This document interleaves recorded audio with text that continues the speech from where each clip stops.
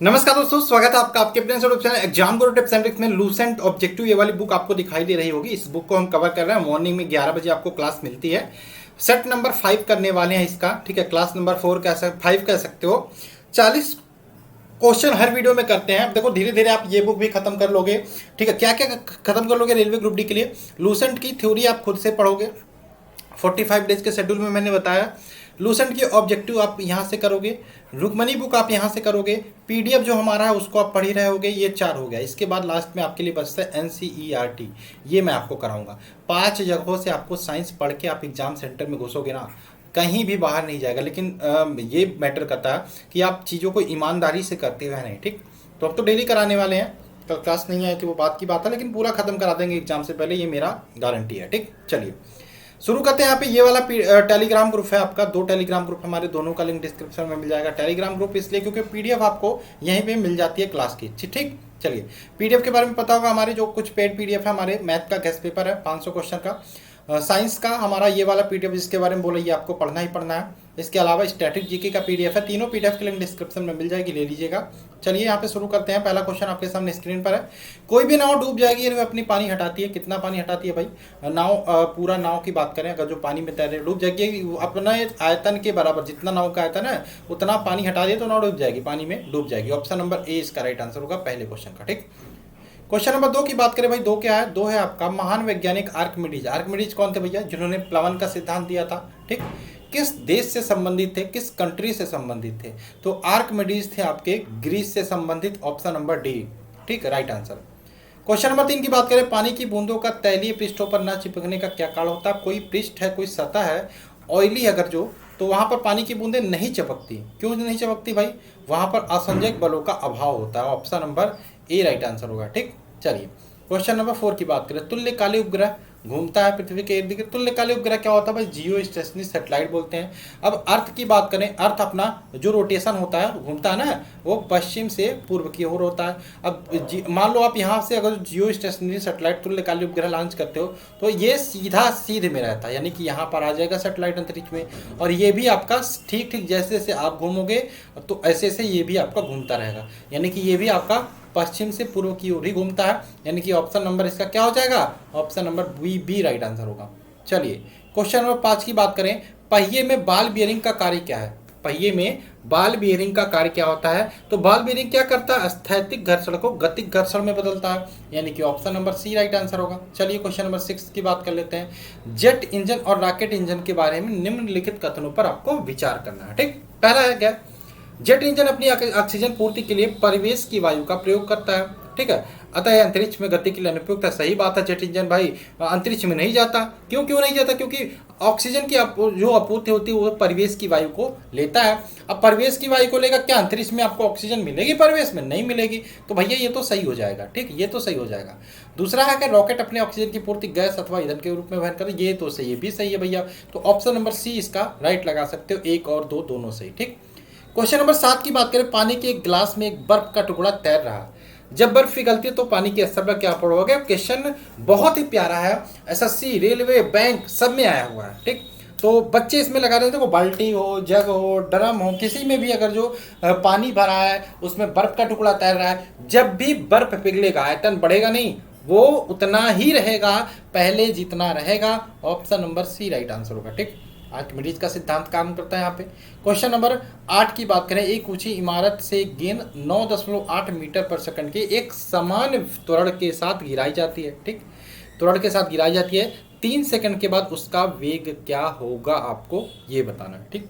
3 second बाद उसका वेग क्या होगा? चलिए यहाँ पे देखते हैं भाई। गेंद गिराई जाती है ना, गेंद गिराई जाती है, पहले गेंद तो पकड़े हो गए, तो पकड़े मतलब प्रारंभिक वेग u तो 0 होगा। v बराबर u प्लस at होता है ना, u 0 पुट कर दोगे तो v बराबर a मतलब त्वरण कितना 9.8, t कितना समय 3 सेकंड। भैया इसका मल्टीप्लाई कर दो, आंसर निकल के आ जाएगा, कितना आएगा 29.4 metre per second. Option number C right answer होगा, ठीक।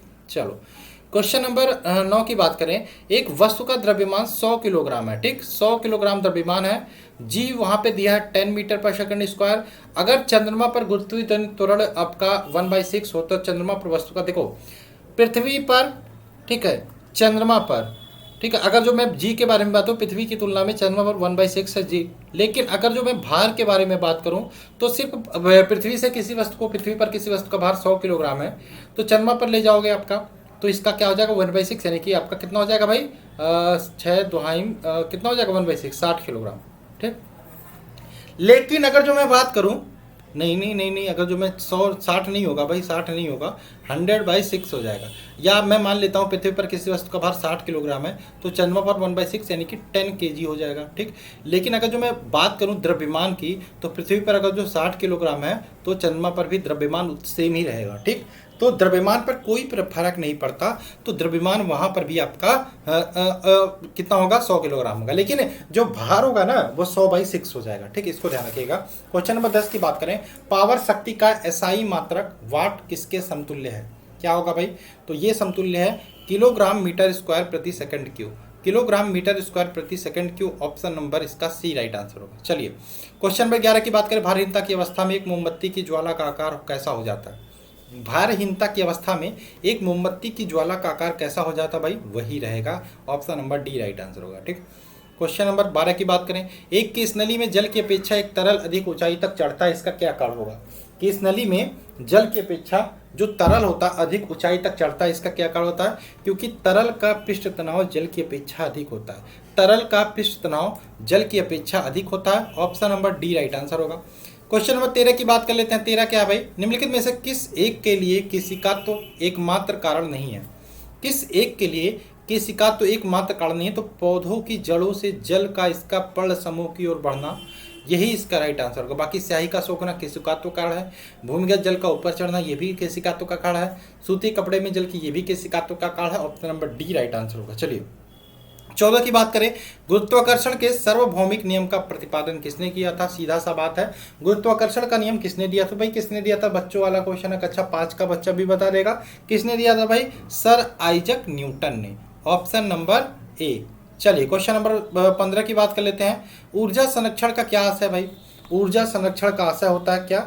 ऊर्जा न तो उत्पन्न की जा सकती है, न ही नष्ट की जा सकती है, केवल एक रूप से दूसरे रूप में ये ट्रांसफर की जा सकती है, परिवर्तित की जा सकती है। तो ऊर्जा का ना तो सृजन किया जा सकता है, ना ही विनाश, option number D right answer होगा। 16 की बात कर लेते हैं। पृथ्वी का पलायन वेग कितना होता है? ये लास्ट क्लास में हमने देखा था 11.2 किलोमीटर पर सेकंड, ये आप सबको पता होगा, option number D right answer होगा। इस वेग से अगर जब किसी वस्तु को फेंकते हो ना पृथ्वी से, तो पृथ्वी का गुरुत्वाकर्षण क्षेत्र जो होता है ना, उसको पार करके बाहर चली जाती है, और जब बाहर चली जाएगी गुरुत्वाकर्षण क्षेत्र को पार करके, तो क्या कभी लौट के आएगी वापस? नहीं। चलिए क्वेश्चन नंबर 17 की बात कर लेते हैं। पास्कल की इकाई क्या है भाई? पास्कल, तो पास्कल किसकी इकाई है? पास्कल आपकी दाब की इकाई है, प्रेशर की इकाई है, option number B right answer होगा। क्वेश्चन नंबर 18 की बात कर लेते हैं। 1 किलोग्राम प्रति सेंटीमीटर स्क्वायर दाब किसके समतुल्य है? 1 किलोमीटर प्रति सेंटीमीटर स्क्वायर दाब की बात करें 0.1 बार के समतुल्य है, option number A right answer होगा। 19 की बात कर लेते हैं। 19 क्या है? क्यूसेक से क्या मापा जाता है? क्यूसेक, आपने सुना होगा कि इस डैम से इतना क्यूसेक पानी छोड़ा गया, ठीक है, तो जल का बहाव मापा जाता है। क्या मापा जाता है भाई? जल का बहाव, option number B right answer होगा। ठीक। क्वेश्चन नंबर 20 की बात कर लेते हैं। किसी पिंड का भार क्या होता है भाई? किसी पिंड का भार ध्रुवों पर सर्वाधिक होता है, ये आप ध्यान रखिएगा, ये तो सही है भाई, ध्रुवों पर सर्वाधिक होता है, ऑप्शन नंबर बी। ठीक, किसी पिंड का भार ध्रुवों पर सर्वाधिक होता है। ठीक है। अब देखो भार की बात करें भैया, आपका भार 10 किलोग्राम है, वो 10 किलोग्राम भार नहीं है, आपका जो भी भार है वो जी के कारण है, गुरुत्वाकर्षण के कारण है। गुरुत्वाकर्षण खत्म हो जाए आपका भार 0 किलोग्राम हो जाएगा। ठीक। चलो क्वेश्चन नंबर 21, और जहाँ जहाँ पे गुरुत्वाकर्षण कम ज़्यादा होता है उसी हिसाब से आपका भार भी कम ज़्यादा होता रहता है। क्वेश्चन नंबर 21 की बात करें। 21 क्या भाई? 21 आपका जब किसी वस्तु को पृथ्वी से चंद्रमा पर ले जाए तो क्या होता है भाई? भार बढ़ जाता है कि घट जाता है? भार तो घट जाएगा भाई, भार घट जाएगा। ठीक, ऑप्शन नंबर इसका बी राइट आंसर होगा। भार घट जाएगा, जितना भी होगा भार ना पृथ्वी पर, उसका 1/6 आपका चंद्रमा पर हो जाएगा। ठीक, चलो option number B right answer होगा। क्वेश्चन नंबर 22 की बात कर लेते हैं। 22 क्या भाई? 22 है सूची 1 को सूची 2 से सुमेलित करना। भैया यहाँ पे सुमेलित करना क्या है भाई? यूनिट ही तो दिया है, मात्रक ही तो दिया है। विद्युत बल का मात्रक क्या होता है? बल का मात्रक न्यूटन होता है ना, तो यही होगा ना। तो अब ए का किससे मिला दोगे? 2 से मिला दोगे भाई, ए को आपने 2 से मिला दिया, चलो ठीक है, अच्छी बात है। आवेश का मात्रक कूलाम पड़े हो ना, मिला दो भाई, कोई दिक्कत ही नहीं है। विभव का मात्रक क्या होता है? वोल्ट। विद्युत विभव का, और धारिता का मात्रक होता है फैराडे। तो मिल जाएगा। आंसर देख लेना कौन सा सही होगा, ठीक है, देख लेना, आप लगा देना। खैर आगे चलते हैं, हम क्वेश्चन नंबर 23 की बात करते हैं। एक भू स्थित उपग्रह अपने कक्षा में निरंतर गति करता है। यह केंद्र बल के प्रभाव से होता है जो प्राप्त होता है। कहाँ से प्राप्त होता है? जियो स्टेशनरी सेटेलाइट की बात हो रही है। भू स्थिर उपग्रह की बात हो, जिसके बारे में मैंने बताया वो पृथ्वी जहाँ से भी लॉन्च करता है उसी के सापेक्ष सीध में रहता है, स्थिर रहता है, और पृथ्वी जैसे ही गति करती है वो गति करती रहती है, और उसे कक्षा में निरंतर गति करने के लिए अपकेंद्र बल प्राप्त होता है, जो कहाँ से प्राप्त होता है? पृथ्वी द्वारा उपग्रह पर लगाने वाले गुरुत्वाकर्षण बल से। ऑप्शन नंबर इसका क्या हो जाएगा भैया? बी। चलो क्वेश्चन नंबर हम बात कर लेते हैं 24। स्वचालित कलाई घड़ियों में ऊर्जा मिलती है। स्वचालित मतलब ऑटोमेटिक, बिना सेल के, मैकेनिकल वॉच की बात हो रही है। तो इसमें जो मिलता है ना, ये कहाँ से मिलता है भाई? ये मिलता है आपका हाथ के विभिन्न संचालन से। हाथ के विभिन्न संचालन, हाथ को हिलाते डुलाते हैं, उससे हमारा ये ऊर्जा मिलती है। Option number D. Question number 25 की बात कर लेते हैं। जब कुएं से पानी की बाल्टी को ऊपर खींचते हैं तो हमें महसूस होता है कि बाल्टी की क्या होती है, क्या महसूस होता है जब हम पानी को बाल्टी से उस कुएं के सतह से जैसे ही पानी में टच, देखो बाल्टी की बात करें, मैं कुएं की बात करूं, मान लो कुएं को आप आर पार देख सकते हो, ये कुआं है और यहाँ पे सतह तक पानी। क्वेश्चन क्या कहना चाहता है? ठीक, आपने रस्सी डाला, ये घिरनी है, रस्सी डाला और ये बाल्टी है, ठीक है, ये बाल्टी है और बाल्टी अंदर गई, आपने पानी भरा, बाल्टी का यहाँ तक है। अब बाल्टी पानी भर के ऊपर खींचोगे ना, जैसे ही ये सतह है, मिनिमम सतह है, इस सतह से थोड़ी सी ऊपर जाएगी बाल्टी, तुरंत आपके बाल्टी का वजन लगेगा कि आपका बढ़ गया, भारी हो गया, ठीक है। तो यही आपसे पूछ रहा है, पानी की सतह से ऊपर भारी हो गई। Option number A right answer होगा। 26 की बात करें, क्या है? भारहीनता होती है किसके कारण? तो गुरुत्वाकर्षण शून्य की स्थिति में। Option number A right answer होगा। 27 की बात करें, निम्नलिखित में से कौन सा सबसे अधिक प्रत्यास्थ है, कौन सा सबसे अधिक इलास्टिक है? देखो भाई, रबर, गीली मिट्टी, स्टील या प्लास्टिक, क्या होगा आंसर? तो इसका आंसर होगा स्टील। ऑप्शन नंबर इसका सी राइट आंसर होगा। 28 की बात करें, क्या है भाई? 28 है आपका, एक भू उपग्रह अपने कक्ष में निरंतर गति करता है, अपकेंद्र बल के प्रभाव से होता है जो प्राप्त होता है। भाई कहाँ से प्राप्त होता है? पृथ्वी द्वारा उपग्रह पर लगने वाले गुरुत्वाकर्षण बल से। क्वेश्चन रिपीट हो रहा है इसलिए हम इसको स्किप करते हैं, ठीक। चलो क्वेश्चन 29 की बात करें। 29 क्या है? चलो 29 देख लेते हैं भाई। 29 आपका स्प्रिंग, घड़ी के स्प्रिंग में भंडारित ऊर्जा कैसी होती है? तो घड़ी के स्प्रिंग में भंडारित ऊर्जा, ठीक, या फिर धनुष बाण खींच के खींचे हुए ताने हुए उसमें ऊर्जा, जो आपकी खिलौने वाली गाड़ी होता है उसमें चाबी भर दो उसमें स्थितिज ऊर्जा, ये आपकी स्थितिज ऊर्जा होती है। Option number B right answer होगा, ठीक। क्वेश्चन नंबर बात कर लेते हैं 30। कक्षा के अंतरिक्ष यान में भारहीनता की अनुभूति का कारण क्या होता है? तो भारहीनता की अनुभूति का कारण क्यों? क्योंकि वहाँ पे गुरुत्वाकर्षण नहीं होता, ठीक है।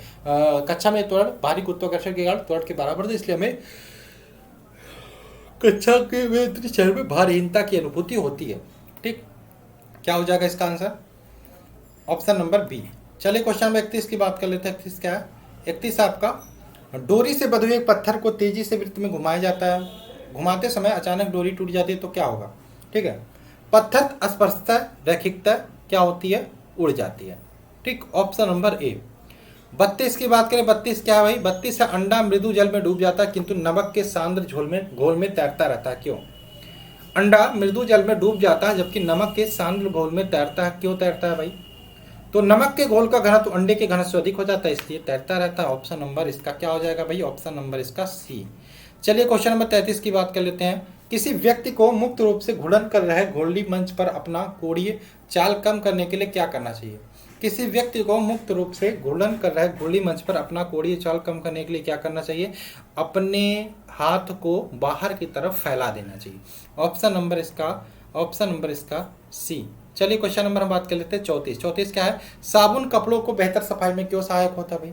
क्योंकि यह क्या करता है? घोल का जो पृष्ठीय तनाव होता है उसको कम कर देता है, इस कारण से कपड़े जो होते हैं अच्छे से साफ होते हैं। Option number A right answer होगा।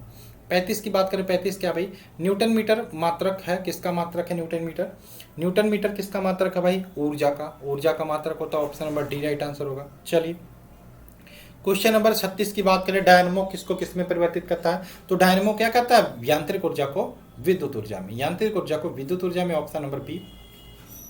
36 की बात करें, दूध से क्रीम निकाल लेने पर क्या होता है भाई? दूध से क्रीम निकाल लेने पर दूध का घनत्व जो होता है, डेंसिटी होती है, वो बढ़ जाती है। Option number A right answer होगा। 38 की बात करें, 38 क्या है? निम्नलिखित कथनों में से कौन सा एक सही नहीं है, आपको ये बताना। तो पहला है आपका पहला है आपका, किसी भी पिंड का भार भिन्न भिन्न ग्रहों पर भिन्न। भाई ये तो जी पे फर्क पड़ता है, तो जी हर जगह समान थोड़ी होगी, पृथ्वी पर ही अलग अलग जगहों पे भिन्न भिन्न हो जाएगी, ये तो सही है। किसी भी पिंड का द्रव्यमान पृथ्वी पर, चंद्रमा पर और रिक्त आकाश में समान होता है। द्रव्यमान पृथ्वी पर, ठीक है, कौन सा सही नहीं आपको ये बताना है। द्रव्यमान तो हर जगह समान होता है, ये तो सही है। किसी भी पिंड की भारीनता किसी थी उस पर लगने वाले गुरुत्व, ये भी तो सही है। पृथ्वी की सतह से, अभी जब तीनों सही है ना तो ये वाला गलत हो जाएगा, पढ़ने की जरूरत नहीं है, खैर पढ़ लीजिएगा आप लोग।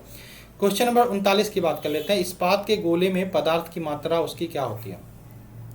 तो ये होती है द्रव्यमान, ऑप्शन नंबर बी। चलिए 40 की बात करें। चंद्रमा पर वायुमंडल नहीं है, क्यों वायुमंडल नहीं हुई? क्यों? क्योंकि यहाँ पर परमाणु का पलायन वेग उसके वर्ग माध्य मूल्य से कम होता है, इस कारण से वायुमंडल नहीं, ऑप्शन नंबर डी। तो आई होप 40 क्वेश्चन ये थे टोटल, ये खत्म हुए होंगे। और शाम को आपकी क्लास होगी, आज दोनों क्लास होगी, ठीक है। और संडे में देखते हैं, कल फुल लेंथ टेस्ट लेकर आएंगे, कल के लिए ऑफ ही रहेगा। कल आपको रिवीजन करना है पूरा, लेकिन उसके पहले हम वीडियो बना के बता देंगे पूरा क्या क्या कैसे रिवीजन करना है आपसे, ठीक है। और चीज़ों कैसे चलनी है आप मुझे कमेंट करके बताते रहिए। अभी देखो लगभग आज को मिला के 5 दिन की क्लासेज हो जाएंगी 45 डेज के शेड्यूल में। चलो बाय बाय। लाइक करना मत भूलें, सब्सक्राइब करो चैनल को, ठीक है। आप लोग सब्सक्राइब नहीं करते हो, और शेयर करो अपने दोस्त फ्रेंड्स जो भी हैं रिलेटिव्स, ठीक। चलिए मिलते हैं शुरू में। जय हिंद दोस्तों, जय भारत।